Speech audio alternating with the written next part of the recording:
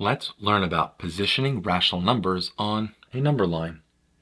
Place the following numbers on the number line: negative 4.5, 0, 2.75, negative 1, 3.5, and negative 6.5. The lowest value looks like negative 6.5, so let's go from 7 to negative 7.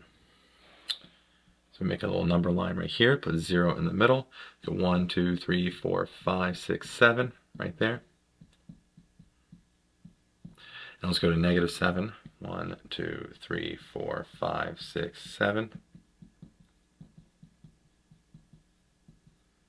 Right there. So now let's go plot each one of these points. Negative 4.5 right here.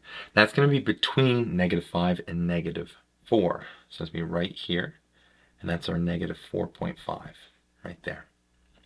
0, that's easy to find, right there at 0.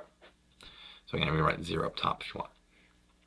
2.75, that is between 2 and 3 and a little closer to 3. So we put a point right there. That's 2.75. Our next number is 3.5. That's halfway between 3 and 4.